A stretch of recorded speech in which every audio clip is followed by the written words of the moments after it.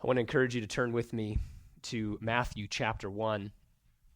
We're going to be looking together at Matthew 1, verses 1 through 17. Again, that's Matthew chapter 1, verses 1 through 17.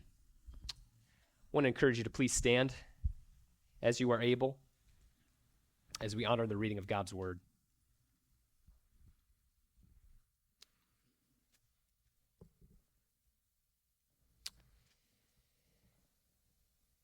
The book of the genealogy of Jesus Christ, the son of David, the son of Abraham. Abraham was the father of Isaac, and Isaac the father of Jacob, and Jacob the father of Judah and his brothers, and Judah the father of Perez and Zerah by Tamar, and Perez the father of Hezron, and Hezron the father of Ram, and Ram the father of Amminadab, and Amminadab the father of Nahshon, and Nahshon the father of Salmon, and Salmon the father of Boaz by Rahab, and Boaz the father of Obed by Ruth, and Obed the father of Jesse, and Jesse the father of David, the king. And David was the father of Solomon by the wife of Uriah, and Solomon the father of Rehoboam, and Rehoboam the father of Abijah, and Abijah the father of Asaph, and Asaph the father of Jehoshaphat, and Jehoshaphat the father of Joram, and Joram the father of Uzziah, and Uzziah the father of Jotham, and Jotham the father of Ahaz, and Ahaz the father of Hezekiah, and Hezekiah the father of Manasseh, and Manasseh the father of Amos, and Amos the father of Josiah, and Josiah the father of Jeconiah and his brothers at the time of the deportation to Babylon. And after the deportation to Babylon, Jeconiah was the father of Shealtiel, and Shealtiel the father of Zerubbabel, and Zerubbabel the father of Abiud, and Abiud the father of Eliakim, and Eliakim the father of Azor, and Azor the father of Zadok, and Zadok the father of Achim, and Achim the father of Eliud, and Eliud the father of Eleazar, and Eleazar the father of Mathan, and Mathan the father of Jacob, and Jacob the father of Joseph, the husband of Mary, of whom Jesus was born, who is called Christ. So all the generations from Abraham to David were 14 generations, and from David to the deportation to Babylon, 14 generations, and from the deportation to Babylon to the Christ, 14 generations. This is the word of the Lord. You may be seated.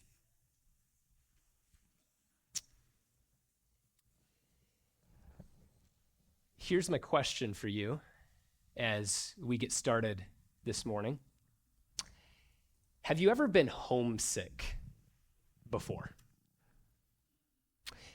A quick search will reveal the following definition of homesickness. Homesickness is the emotional distress, sadness, or longing felt when separated from home, family, and familiar surroundings.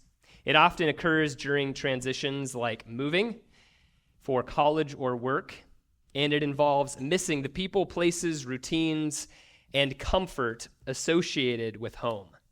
It can manifest as anxiety, loneliness, difficulty focusing, or even physical symptoms. But usually, the great Google says at least, it lessens as you adjust. Maybe you felt this. Maybe you have to go back a while to remember feeling this. Maybe it was your first week of summer camp. Remember that? Or maybe, like this definition suggests, you have recently started college and have been surprised maybe about how much you've missed home at times. Maybe you felt it recently as you traveled for work. Or perhaps you and your family have just moved to a new home, to a new city, and you're still adjusting. We have probably all tasted homesickness in some form and at some time or another. But homesickness really comes in varying degrees, doesn't it? The most minor form comes when we're on vacation And you know the feeling, right? At some point, you just start to think about your own bed, your own pillow, waking up, making your own coffee, right? You start to dream about these things. That's the minor form. But there's a deeper and more serious form of homesickness as well. Perhaps you've tasted this. There's an ache that goes far deeper than wanting a pillow. Maybe you left a broken home at some point that you can never go back to. Maybe you have been displaced not because you wanted to, but because you had to. Maybe you didn't just move across the street, but across the country, maybe to a new country altogether. And maybe that ache, unlike the experts at Google say, has never really gone away at all. And yet, what if I told you this morning that the God of the universe actually cares about the ache of homesickness? What if I told you, in fact, that Christmas and the arrival of King Jesus actually has everything in the world to do with dealing with your homesickness and mine?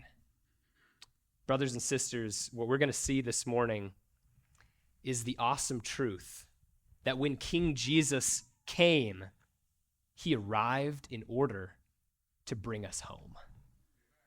As we look at this truth, we're going to see and answer really three questions from this text. Number one, where are we right now? Number two, what can be done? And number three, who can bring us home? First, where are we now? Second, what can be done? And who can bring us home? We start with the first question, where are we now? I start with another sort of question following this one, and it's really this. What do you do when you come across genealogies in the Bible? Let's just be really honest right now, okay? There are, of course, a good number of genealogies in the Bible, and we have various strategies for dealing with these, right? It's, for some of you, you just read them as fast as you possibly can. Just like laser eyes, right? Some of you skip them all together, like whole pages in Chronicles. You're just like, okay? I want to encourage you, as you come to genealogies, to learn to slow down a little bit. Every genealogy is designed by God to tell a unique story. And as we open up the genealogy of Jesus Christ here in Matthew, we should see that the author has arranged these things with great purpose, okay? And in particular, I want you to note that this genealogy is split up into three main sections. Do you see that? Verse 17, look at this with me. So all the generations from Abraham to David were 14 generations. And from David to the deportation to Babylon, 14 generations. And from the deportation to Babylon to the Christ, 14 generations. Leading up to the birth of Jesus Christ, there's these three distinct periods, and each of them is marked with a particular name. Two of them are people. One of them is a city or a nation in this instance. The first period starts with David. The second starts with Abraham, and the third starts with the Babylonian exile. And what we're going to do this morning is rather than trying to look at all the 42 or so names in this list, we're just going to take a look at these big three, all right? Abraham, David, and Babylon. And I actually want to begin with the final item on the list, with Babylon. Look with me at verse 12. It reads like this. And after the deportation to Babylon. These 6 little words contain a massive amount of history for God's people. These things might be somewhat fuzzy to you and I when we read these words, but to any Jewish reader well acquainted with his Old Testament, these words were bursting with meaning.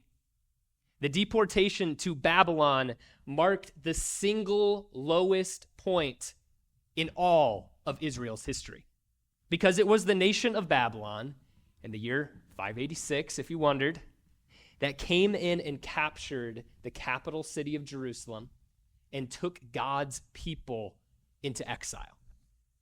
When we see the word Babylon, we should think to ourselves, exile. To make matters worse, we know that Israel's exile was a result of their own sin. It wasn't just some random circumstance. At the end of Deuteronomy, we get a whole list of curses that would come on the people for their sins. But the worst and final judgment that God promised to bring, if his people did not love him with their whole heart and soul and might, was exile, removal from the land itself. In other words, we see here that when the people read Babylon, they are thinking of rock bottom. They're thinking of exile. They're thinking of removal from the land. But what's so interesting is that by the time that Christ came, many of the Jewish people had in fact returned to the land already. And yet the way that Matthew writes suggests that in many ways, the Jewish people were still in exile. In other words, even though the people had returned to the land, there was still a deep sense of homesickness in their hearts. Why? Because even though they had returned, they knew something was still missing. Even though they had come back to God's land, God's presence had not returned with them. They may no longer have been exiles from the land, but they were, in fact, exiles from God. Isn't this what we sang before the service? O come, Emmanuel, and ransom captive Israel that mourns in lonely exile here until what? The Son of God appear. And here's what I want you to know this morning. As we get started, you and I have a lot more in common with first century Israel than we might realize. In fact, the Bible tells us that every single one of us, without exception, is actually born into exile. Not into exile from a particular place, but we're born into exile from God himself. Scott Hubbard said it like this: at the heart of the human condition lies a deep and unshakable loneliness. We may find ways to mask the feeling, but however many people or pleasures surround us, we are by nature a lonely people on a lonely planet. For whoever and whatever is with us, we are nevertheless without God in the world. Ephesians 2:12. Did you hear that? Every person on the planet is born as an exile to God. Where are we, brothers and sisters? Apart from God, we are in exile. Hubbard continues, without God, like body without soul, tree without sap, family without father or mother, earth without sun, though we are with friends, with money, with job, with marriage, with pleasure, with power, with plenty, this one without ruins all. We are inescapably lonely without God. I want to remind us this morning that that's where we are apart from Christ. And I just wonder if we blame much of our sense of homesickness on feeling out of place, when in fact it comes from being out of relationship with the God of the universe. We are born homesick because, as Augustine has said so famously, until we find our rest in him, we are restless. We are in exile apart from God. So the second question is this: what can be done about this? And for this, we need to return to our list, because when Matthew gives us this genealogy, he doesn't just remind us that we're in exile, he also points us to two particular names from the Old Testament, doesn't he? He starts with Abraham. Verse 2. Abraham was the father of Isaac, and Isaac the father of Jacob, and Jacob the father of Judah and his brothers. We are reminded here that Jesus Christ is descended from Abraham. Now, why does that matter? Why is this so significant? Why go through the pains of detailing this whole line and tracing it back to Abraham himself? Well, think about it like this. In the same way that you and I are meant to think exile when we see Babylon, when we see Abraham, we should think not exile, but blessing. Okay? Why do I say this? Well, Genesis 12 says it this way. Now the Lord said to Abram, "Go from your country and your kindred and your father's house to the land that I will show you, and I will make of you a great nation, and I will bless you and make your name great, so that you will be a blessing. I will bless those who bless you, and him who dishonors you I will curse, and in you," catch this, "all the families of the earth shall be blessed." We see throughout Israel's history these things coming true. We see God fulfilling all of these promises. He does indeed make Abram into a great nation, doesn't he? He makes his name great. He protects his offspring. He blesses those who bless his offspring, and he curses those who curse them again and again and again. I mean, this is just the story, really, of the whole Old Testament. But there's one promise that up until the time of Jesus Christ has not yet been fulfilled. You heard it. I emphasized it. God promised Abraham that in him all the families of the earth shall be blessed. For all of Israel's history, God's blessing had fallen almost exclusively on just the nation of Israel. This promise has yet to be fulfilled. But here, God points to a future day when his blessing will burst forth like water through an opened dam. God was pointing to the day when he would pour out his blessings not on one people, but on every people.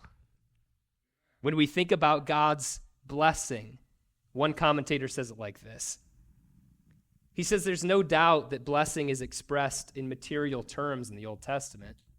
The people are led to expect that material benefits like fertility, prosperity, peace, and victory will be theirs as a result of remaining in relationship with God. However, he says, the ultimate blessing, even then, is not the material benefits, but the relationship itself. To be part of God's covenant people, to belong to God in this way, is to be blessed. In a similar way, to be out of relationship with God is to be cursed. You see what this is saying?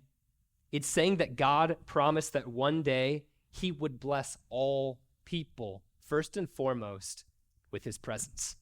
That he would extend the invitation of relationship with himself to those in darkness, to everyone regardless of their ethnicity, nationality, or zip code, all right? And it's this blessing which alone can counteract the curse of exile. Again, we're so tempted to think about blessing purely in material terms, aren't we?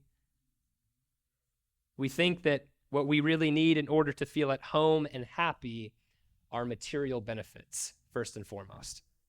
But the whole Bible is dripping with the reality that the thing that we need most is God himself. We need the blessing of Abraham, the blessing of his presence. I promise you, you can live in the greatest mansion on earth and still be in exile. You can live in one place your whole life and still be homesick, because the blessing that we need most is not anything material. It's God himself. We must see that only this blessing of his presence can counteract the curse of exile. And this brings us to our final question. If we are in exile, and we are, and we need the blessing of God's presence, and we do, the final question is, who can bring us home?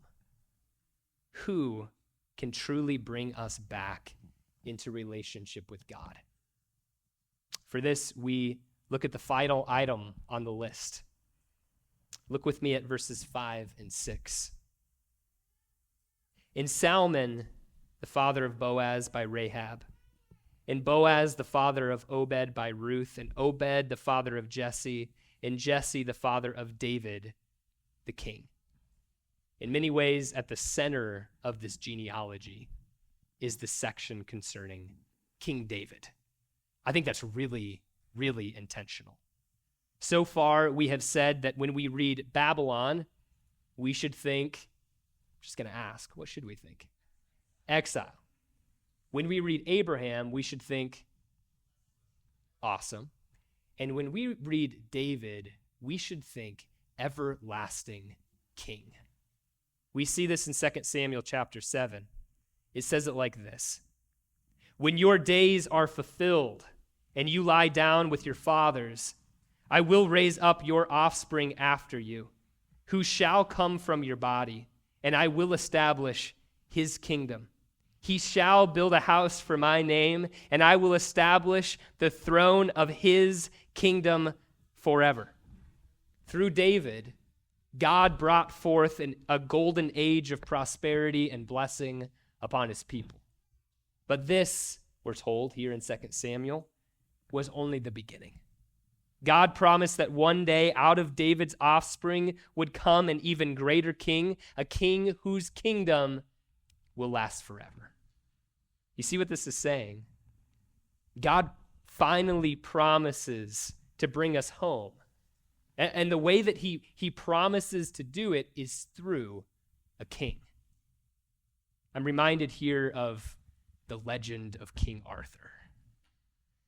Most of us know the story. It's all about a young English orphan of seemingly no consequence, a mere servant to a wealthy English family in the days of swords and castles. And yet we are told early on that it was this boy's destiny to be king.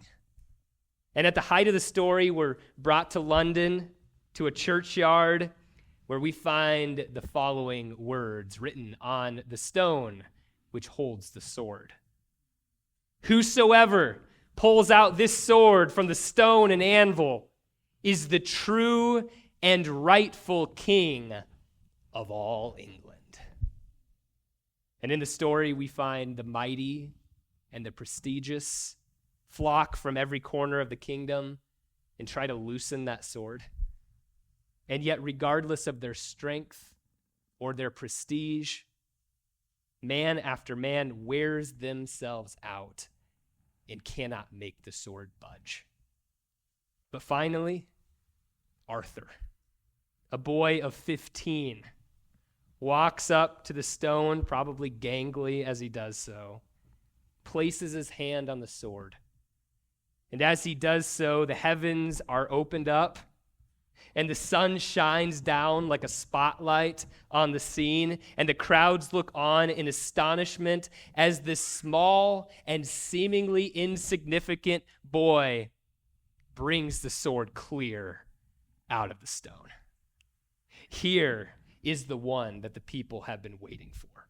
Here is the one who can actually do something about their greatest problems. The crowd goes wild with joy and celebration because the true king has arrived.